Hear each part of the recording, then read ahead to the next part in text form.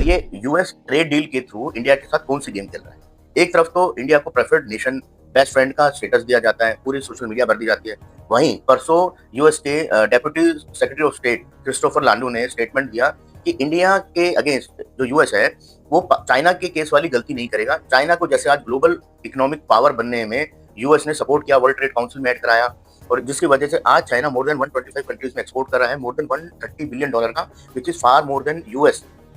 US का अभी करीबन 75 टू 80 बिलियन डॉलर का इंपोर्ट एक्सपोर्ट है, जबकि चाइना इसका बहुत आगे निकल गया है और एक इकोनॉमिकल थ्रेट चाइना ने यूएस के लिए क्रिएट कर दिया है। क्रिस्टोफर लॉन्डो ने यही बोला कि इंडिया को उस लेवल तक की सिग्निफिकेंट कमर्शियल जो स्टेटस है ना, वो बनने के अंदर प्रिवेंट करेगा यूएस।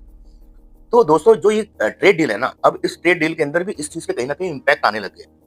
पहले जो ट्रेड डील का डॉक्यूमेंट था उसमें था कि इंडिया यूएस से एनर्जी बाय करने का इंटेंट शो कर रहा है, लेकिन अभी जो रिसेंटली एडिटेड डॉक्यूमेंट आया, अपडेटेड डॉक्यूमेंट आया, उसमें ये लिखा है कि India has committed to buy $500 billion of energy products from US, जो कि भाई साहब पूरा इनवैलिड है।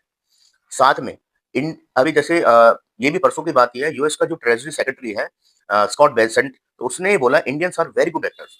रशिया से ऑयल बाय ना करने का इंडियंस को बोला तो इंडियंस मान गए। अभी बोला है कि रशिया से ऑयल बाय कर लो तो इंडियंस मान गए। तो भाई ये बहुत ही इंसल्टिंग स्टेटमेंट उन्होंने पब्लिश की।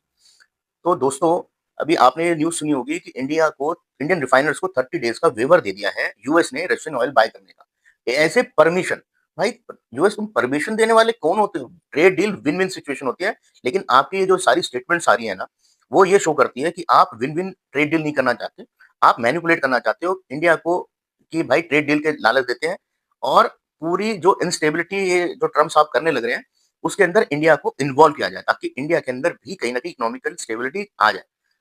पूरे पॉलिटिकल डोमेन में इन बातों को लेके बहुत ज्यादा घमासान हो चुका है कि इंडिया के थ्रू या प्राइम मिनिस्टर साहब हमारे इस इन सारी बातों का रिस्पॉन्ड क्यों नहीं कर रहे। तो ट्रम्प साहब, मैं आपको एक चीज बहुत क्लियरली बता दूं कि हमारे नरेंद्र मोदी जी है ना, ये रिएक्टिव माइंडसेट वाले नहीं है, ये बहुत स्ट्रेटेजिक माइंडसेट वाले हैं, और ये बहुत ही जल्दी आपको आपकी गेम में ही चेकमेट करने वाले हैं।